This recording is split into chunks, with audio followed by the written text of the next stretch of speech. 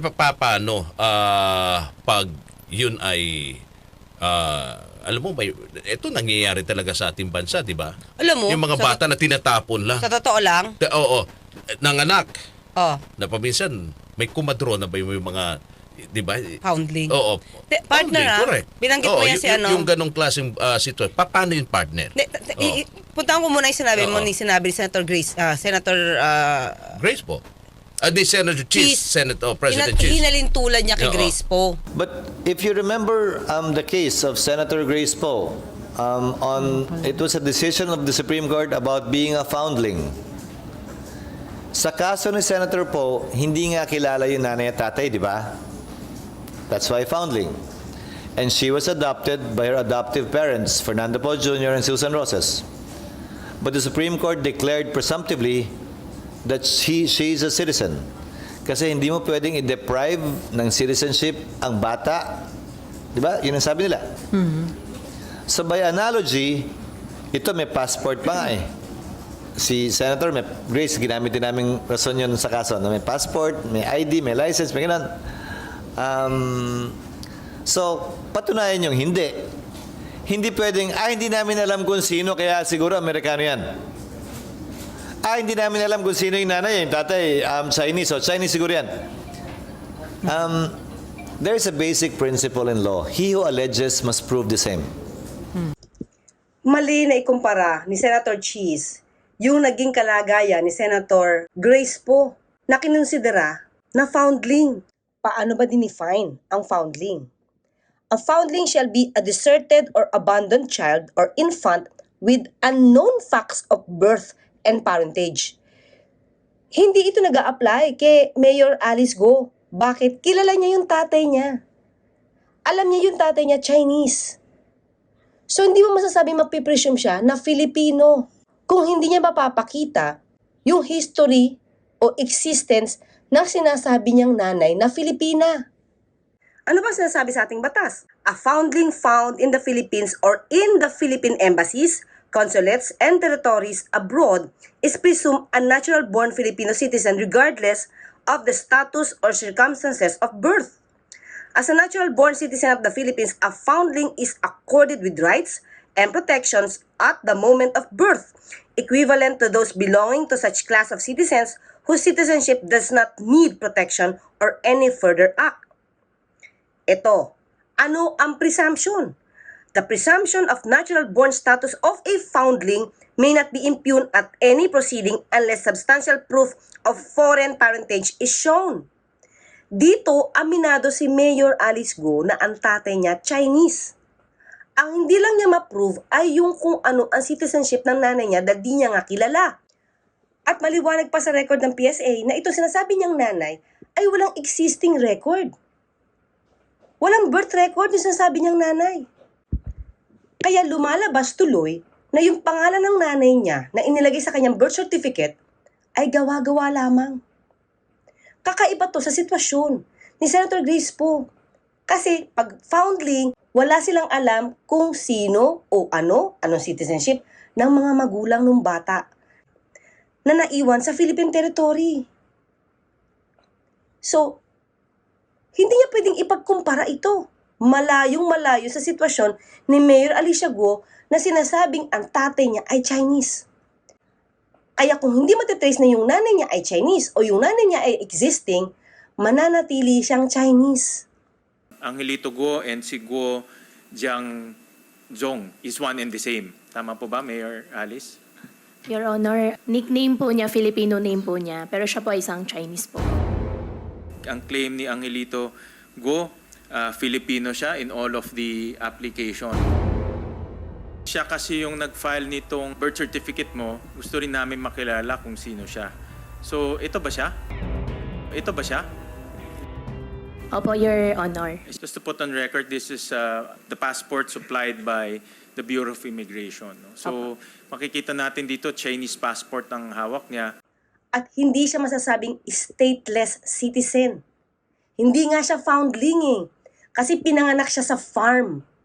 Pinanganak siya sa bahay. At kilala niya ang tatay niya na Chinese. hindi matatawag na foundling itong si Mayor Alicia. Partner, that would be a different story. Oo. Bakit, partner? Si Grace mo may kinalakhan eh. Oo. May kinalakhan. May nag-adapt. Oo. Diba? Meron eh. Mhm. Kasi naging legitimate siyang child. Mhm. So, hindi dapat ihalin tulad Oo. Ah, Yung naging sitwasyon ni yes. Senator Grace po. Kasi meron nag-adapt na Oo. Filipino parents. Oo. Ito, kay Mayor, wala. So, wag niya ihalin tulad dun. Oo. Mali yung kanyang comparison. Oo. Saka si Grace dito lumaki sa Pilipinas. Mhm. Yung Eto. kay Mayor Alice ko, Saan? ano pa eh, Di alam. may kontrobersya pa kung totoong dito lumaki. Oo. Diba? Saka kung So, tutusin mo. questionable pa. Questionable. Unlike kay Oo, oo, Senator oo. Grace po, bata pala nakikita mo na yan Alam na sa... kung saan siya nakita. Oo. Diba? So sa ka-partner, imaginein mo, kung nagpalit registration ka ng 19 years old ka na, ano yung nangyari do sa 1 to 18 years old mo? Mhm. Diba? Anong identity meron ka nun? Oo. Tinago ka ba talaga as in hindi ka lumalabas? Sabi ko nga, partner, kung 17 years old, sinabi niya na nakapagpirma na siya ng cheque, Mhm. 17 ano ang ginamit mo sa bangko na ID para maalaw ka maging signatory ng isang cheque? Oo. Correct. Doon palang questionable na. Sa akin kasi ang nakikita ko, pwede maging batas dito. Although, mura kasi yung diretso ka lang sa local. Yung mga typo error saka sa pangalan, 'di ba? Yung pagpapalit ng gender kasi nagkamali. Kaya yan dinidiretso na sa local para makamura kasi mahal sa court. Siyempre, may kailangan ng abogado, ganyan. Pero ang nakikita ko, tingin ko, naglalaro kasi yung isip ko kung halimbawa, hindi ka na pwedeng magpa-late registration Mhm. sa local. It's either paglagpas ng 6 months, pagkapanganak, or 1 year. Yun yung naglaro sa akin, 6 months ba or 1 year. Kasi pag 1 year, siguro acceptable pa. Mhm. 'Di ba? Kung lagpas ng 1 year, hindi ka nakapagparehistro, lagpas dapat court na. Mas para mas mahal yun. mabusisi. Pero mas mahal yun, partner. Magastos pa paano pag mahirap pala. Ito, bakit Oo. partner? May PAW. Okay. So, yung ganyan tong klaseng sitwasyon, Oo. dapat siguro kung may batas, lalo na kapag walang kaya, ay di ipoprovide talaga ng free legal Ng government. service ng government. Kasi Oo. siyempre, yung iba nasa liblib na pook. Correct. Oo, Diba? tama. Kasi kung pupunta ka sa mga malalayong lugar, yung iba partner hanggang ngayon, hindi pa nabinyagan. Yes. Di ba? O Pero dito, siguro- yung iba, hanggang ngayon partner, walang birth certificate. Pero may, Kasi, may oo, picture naman siguro sila partner. kasama yung magulang. Mga magulang. Oo. O nakapag-aral, kahit sabihin natin wala pang birth certificate, tinanggap Oo. ng school, Oo. may record sila. Bilang konsiderasyon. Yun yung Oo. magiging ebidensya mo na ikaw ay na dito ka sa Pilipinas Pinanganak. lumaki. 'Di ba? So, tingin ko, basta lagpas 1 year, dapat court na. Pero eto nga, kakahiya man sabihin. Ano? Ano? Kilabas yung dila ko. Ano yun? Pero, Ano? Hindi ko makuha ng brains. Hindi ko makuha ng brains ka ba? Ano yun? ano nga daw? Ano? Paano ba yung mga memes ngayon sa... Saan yan? Hindi, may mga memes sa Facebook partner. Tungkol yung kanya sa- tungkol sa... Paglaki sa farm? Hindi, yung hindi siya nakapag-aral. Oo, Tapos? kasi nga daw, puro ano lang. Tama ba sa bahay lang siya? Tutorial. Oo. Yun. Pero I don't think maano siya, matalino siya. Diba? Kakahiya nga sabihin.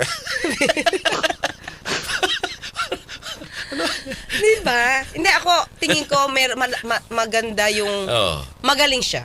Magaling. Saan siya magaling banda Magaling partner? siya, edukada siya. Edukada. So nakapag-aral siya. Nakapag-aral siya. Oo nga lang daw, sa bahay nga lang. Pero, Your Honor, hindi ko na po maalala. Ay, hindi niya napapalala. so, yun nga lang. Hindi na maalala. Oo, yun lang, masama, Oo. hindi na maalala. Ay, nako. Yun. Pero, so yung tingin ko, partner, Oo. one of the ways to protect talaga the integrity ng records ng local sa PSA. Dapat court na pag lagpas Pero 1 ang year. galing niyang mag-Pilipino. Mag-Tagalog. Ko inaral, partner. Ay, pero kahit Mas madaling mag-aral ng po. Chinese. Hindi Ay, partner, sorry, mas ng Tagalog. Pero halata pa rin kung ikaw, di ba, Adicto, sabihin mo, kahit mag-aaral ka, pag hindi ka tumagal talaga rito sa Pilipinas, yung Tagalog mo, yung Pilipino mo, parang, partner, may ham di ba? Hindi dire-diretso. Partner, may kakilala ko Chinese. Alam mo naman ang asawa ko si Chung, di ba? Oo. Ang alam niya Fukien. Oo. Pero may mga Chinese kaming kakilala na kahit dito na partner, since sa bahay nila is Mandarin. Okay. May hindi siya ganun katulad nating magsalita ng Tagalog. Kaya nga. Meron nga ganun. Ibig sabihin, Oo. nakikita pa rin yung pagiging Chinese. Oo. Pero si Mayor, May tinanong ako isang Chinese eh. oo. Sabi ko, ano yung dating na salita niya? Ano daw? Merong accent ng Chinese. Oo, may accent partner. Hindi mo maiiwasan yan kasi siya, siguro yung mga magulang niya, niya sa bahay kasama, Chinese siguro. Pero yung Tagalog niya, partner, diretso Although nandun yung accent. Magaling talaga Oo. siya. Kung partner, kung lang sa pelikula sa Oo. pelikula to, hindi ko sinasabi sa totoong buhay to Sa pelikula, 'di ba, pag lumabas ka na spy partner, perfect ka halos. Mhm. Alam mo 'yon, para hindi ka malata. Tama ba ako, Adicto? Sa pelikula, pag lumabas ka ng spy, dapat perfect 'yan. Opo. Dapat alam mo 'yan, kahit lumagay ka pa sa lie detector test 'yan, wala kang sabit. Oo. Yep. Negative ang dating mo. Ay, tanungin ko pala kita bago kita palayasin dito, Adictus. Kung halimbawa, 'di ba, kung magaling, 'di ba sabi nga natin yung lie detector test, Oo. kung magaling partner, Oo. kayang lumusot. Kaya nga hindi siya inaano ng court dito Hindi siya ina-accept. reliable. Reliable, 'di ba? So kaya, pag nervyoso ka, pwede kang bumagsak. Pero pag magaling na magaling ka at professional Oo. witness ka, partner, pwede kang lumusot. Mhm. So, kung halimbawang lulusot sa lie detector test dahil magaling yung isinalang, ano ang effect nito sa sa investigasyon sa Senado? O kita nyo, magaling talaga. Ibig sabihin, spy talaga yan. Ganon? Hindi ganun ba? Ganun ang... Yan ang magiging effect. Hindi kasi ako, ang epekto sa akin, mawawala lahat yung Mawawala Yung lahat yung hawak ni napaghirapan ni Senator Riza. Yes. Oo. Because magkakadalawang magkakaroon na ng ibang interpretasyon, yung ibang nakikinig na, ay oo nga, baka kulang lang yung dokumento niya, baka Filipino naman siya talaga. Correct. Oo. 'Di ba? So tingin ko, we just have to rely on the documents. Mhm. Kasi doon nakikita mo na Kasi lie detector test, sabi nga natin, hindi siya reliable. 'Di ba? Kung tawag ito, naungusan niya, does it mean ba na totoo na yung sinasabi Partner, niya? napakadami sigurong paraan ng gobyerno kung gusto talaga nilang malaman, di ba? Through records. Oo. Nako, nasa Pilipinas siya So, agree ka ba Oo. na dapat walang lie detector test? Ako, wala na dapat. Hindi. Gaya nga nung sabi ni Lauren dito na character. Adictus, si Rod ang tanongin natin. Si Rod. Okay, Yes. sige pa, Sir Rod. Oo, Dapat wala nang lie detector test, di ba? bakit naman kailangan pa magpa-lie detector test? Kung halatang-halata naman, nakikita naman nila at naniniwala sila sa mga sa mga ginagawa nilang pagtatanong, wala na sila nakukuhang konkretong partner. Doon nahahanapin mismo. Diba? Sabi ko nga, kung gusto, maraming paraan. Diba? Yeah. Kung gusto, maraming paraan. Saka ko nahusgahan na, di ba? Adictus, dito sa hearing to, nahusgahan na to ni Senator Raffy, partner, na sinungaling ka. So, sa akin lang, partner, kung napakagaling ni Senator Raffy Tulfo, nahusgahan to dahil alam niya. Oo. Diba? Alam na ng lahat Na liar ka. Sinabi mo na. Tell it to the Marines. Nagsisinungaling ka. Why do we have to need lie detector test? Oo. Nahusgahan mo na Okay na yan. Diba? Okay. Yun lang. Sige. Sige na, pinasubo lang kita, Adictus. Thank you po. Thank you so Adictus, much. maraming salamat.